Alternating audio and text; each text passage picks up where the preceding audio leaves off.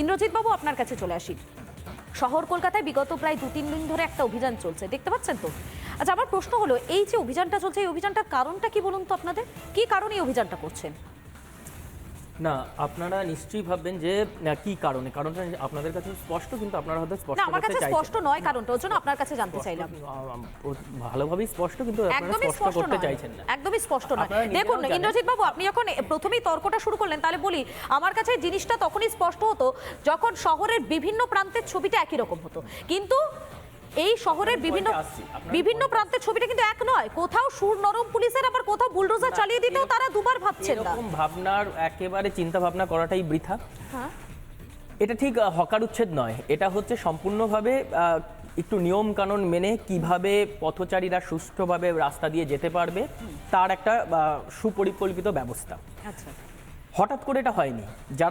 যাদের উচ্ছেদ, আপনাদের কোট আনকোট আপনাদের কথা হচ্ছে উচ্ছেদ, এটা উচ্ছেদ নয়। বেশ কিছুদিন আগে থেকে তাদেরকে সতর্ক করা হয়েছিল যে কারা সতর্ক করেছিল? পুলিশ প্রশাসন।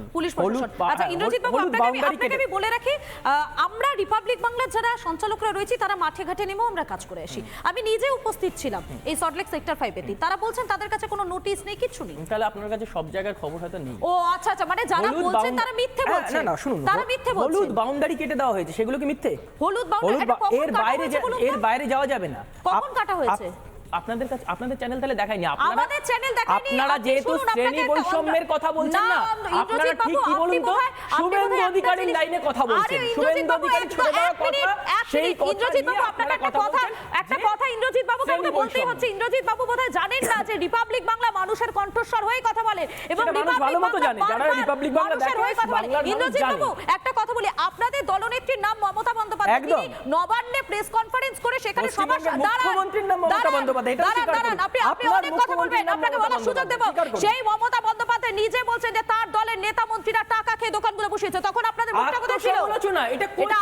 ইন্দ্রজিৎ বাবু, আপনি দেখলেন যে নিউ টাউনের হকাররা তারা কাঁদছেন, তাদেরকে 1 ঘন্টা সময় দেওয়া হয়েছে, কিন্তু তারা 1 ঘন্টায় কি করবেন? 30 বছরের একটা দোকান, তারা কাঁদছেন। আর অপরদিকে আরো একটা প্রান্ত, খিদিরপুরের দিকের হকাররা বলছেন তাদেরকে সময় দেওয়া হয়েছে, তাদেরকে বলা হচ্ছে সরে যেতে। সেক্ষেত্রে পুলিশ একদম মানে একটা শান্ত ভূমিকা নিচ্ছে, একদম ঠিকঠাক ভাবে করার ভূমিকা নিচ্ছে। আপনি যে নিয়মটা বলছেন বোধহয় সেক্ষেত্রে সেটা প্রযোজ্য, কিন্তু নিউ টাউন হোক বা গড়িয়াহাট হোক, এই সমস্ত জায়গায় তো সেই নিয়মটা নয়। আমি আর কিছু বলবো না, আপনি আপনার উত্তরটা দিন। মানে কেন বলুন তো আপনি, মানে কি প্রশ্ন, কোন প্রেক্ষাপট নিয়ে এই প্রশ্নটা করছেন যে নিউ টাউন আর খিদিরপুর, মানে আমার প্রশ্ন হচ্ছে পুলিশের শুটটা দু জায়গায় দুরকম কেন? দু জায়গায় দুরকম কেন? আপনি জানেন না হয়তো, কালকে আপনাদের চ্যানেল হয়তো পৌঁছয়নি, 70 নম্বর ওয়ার্ডের যিনি পৌর প্রতিনিধি রয়েছেন তিনি কালকে গড়িয়াহাট থানার পুলিশকে নিয়ে, ওসিকে নিয়ে আমাদের প্রতিনিধি পৌঁছে গিয়েছিল ট্যাঙ্গুলার পার্ক থেকে ইন্দ্রজিৎ বাবু, চিৎকার করবেন না, কোনো রকম করে না, আপনাকে বলে দিচ্ছি না। সেখানে আমাদের প্রতিনিধি সেখানে পৌঁছে গিয়েছিল, সেখান থেকে দুজন হকারকে টানতে টানতে নিয়ে যাওয়া হয়েছে, সেই ছবিটাও আমরা দেখিয়েছি। বলুন প্লিজ। না না, আপনাকে বলার সুযোগ দেবো, বলুন প্লিজ। এবার সেখানে হাত জোড় করে মানুষের কাছে বলছে, অনেক দিন বলা হয়েছে তবুও কেন এতটা বাইরে বেরিয়ে আসছে, অনেক দিন বলা হয়েছে তবুও কেন প্লাস্টিক বাইরে। আজকে যদি একটা আগুন লেগে যায় তখন আপনাদের চ্যানেলই তখন বলবে যে অবৈধভাবে কিভাবে হকার এরকম করে বাড়িয়ে নিয়েছে রাস্তাঘাটে সাধারণ মানুষের। ঠিক যেমন গার্ডেন রিচের বেলা বলেছিলেন, গার্ডেন রিচে বাড়ি যখন ভেঙে পড়েছিল, যখন পৌর পরিষেবা থেকে শুরু করে পুলিশ প্রশাসন থেকে শুরু করে তারা ঝাঁপিয়ে পড়ে সেই বাড়িগুলো ভাঙতে গেছিল, তখন তো একবার বলেননি গার্ডেন রিচ কেন ভাঙছে? সেই জায়গায় পুলিশ সঠিক পদক্ষেপ নিয়েছে। আমি আপনার পুরো বক্তব্য শুনলাম, সেখানে কোনো বিভাজন নেই, বাধা দেনি, কিছু নেই। বিমান বাবু রয়েছেন আমার সঙ্গে। আচ্ছা বিমান বাবু, আপনি তো দেখলেন ছবিগুলো, আপনার কি মনে হয় যে পুলিশের শুটটা দু জায়গায় নরম কেন হতে পারে? আপনি তো একদম স্থাপত্যবিদ, আপনার কি মনে হয় যখন একটা ফুটপাত দখলমুক্ত অভিযানটা চলছে, ঠিক তখন দাঁড়িয়ে মনে হয় না যে শহরের যে সমস্ত জায়গায় ফুটপাত দখল করে রয়েছেন হকাররা, সমস্ত জায়গা থেকেই তাদেরকে উঠিয়ে দেওয়া উচিত? দেখুন, আমি কিন্তু প্রশ্নটার উত্তর দেওয়ার জায়গায় যাওয়ার আগে প্রেক্ষিতটাকে যদি আমরা না ধরি, এর উত্তর দেওয়া বোঝাটা খুব শক্ত হয়ে যাবে। কি এই মুহূর্তে আমরা যখন চায়ের আড্ডায় বসে আড্ডাও করছি, তর্ক বিতর্ক করছি, যে লোকগুলোর জীবিকা বন্ধ করে দিলাম সরকার হঠাৎ করে কোনো রকম পরিকল্পনা না করে, একজন মুখ্যমন্ত্রী মিটিং ডাকলেন, মিটিং ডেকে বললেন তোমরা সকলে টাকা খাচ্ছ, পুলিশ টাকা খাচ্ছ করে, হকার থেকে শুরু করে সরকারি জমির দখল নিয়ে নিয়েছে। এই কথা বলার পরে তাহলে কি যারা টাকা খাচ্ছিল তারা হঠাৎ করে জেগে উঠল, এবং তার ক্ষতিটা কি হলো এই মুহূর্তে?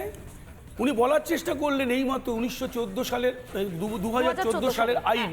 হ্যাঁ, আসলে শুধুমাত্র এটা 2014 সালের আইন না, হকিং সারা পৃথিবীতে মানুষ যখন তার শেষ সম্বলের জন্য রোজগার শুরু করে, যখন কিছু পায় না তখন হকিং শুরু করেন।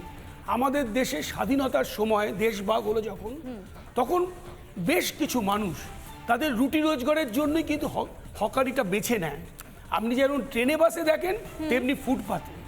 আবার শহর পরিকল্পনা যারা করেন, শহরে যারা ফুটপাত দিয়ে ভালোভাবে হাঁটতে চান, তাদের জন্য সরকারকে ভাবতে হয় যে আমরা যদি পুরো রাস্তাটা হকারদের জন্য ছেড়ে দিই তাহলে মানুষজন যাবে কোথায়। ফলে এটা একটা কঠিন সমস্যা, কঠিন সমস্যা। কারণ কি, আজকে কলকাতায় কেউ বলছে 2.5 লক্ষ হকার রয়েছে। যদি সত্যি 2.5 লক্ষ হকার থাকে, তাহলে আজকের চায়ের আড্ডায় যখন আমরা চা খাচ্ছি তখন ওদের দুশ্চিন্তা বুঝতে পারছেন কি ভয়ঙ্কর। আমি আসছি এবারে প্রশ্নে আসছি যে কলকাতায় হকার মানে ইনফর্মাল সেক্টরে, যেহেতু আমাদের চারিদিকে ব্যবসা বাণিজ্য প্রায় বন্ধ হয়ে গেছে, মানুষ তার কারখানার ছাপ বন্ধ হচ্ছে, ফলে মানুষ বাঁচার জন্য হকিংটা করে। ফলে সরকারের কি উচিত? আমাদের অনেকগুলো শিক্ষা আছে। আমি আগের দিনও আপনাদের চ্যানেলে বলেছি যে কলকাতা শহর রাস্তা কম, ফুটপাতের একদম কম হয়ে আসছে। ফলে সরকার বিভিন্ন সময় এক একটা ভাবনা চিন্তা করেছে। যেমন অপারেশন সানশাইন যখন হয়েছিল তখন ভাবনা চিন্তা হয়েছিল 23-24টা রাস্তা মেন থরোফেয়ারকে হকার মুক্ত করবে এবং তাদেরকে পুনর্বাসন করে। এবার পুনর্বাসনের নীতি কি হবে তার জন্য একটা পদ্ধতি ভাবলো, কিন্তু সেই সময় দেখবেন আমরা সেটাকে মান্যতা দিলাম না। তারপরে 2000 থেকে 2005 তৃণমূল সরকার যখন তৃণমূল যখন পৌর সভা চালাচ্ছে, দেখবেন কলকাতায় হকারের রমরমা হলো।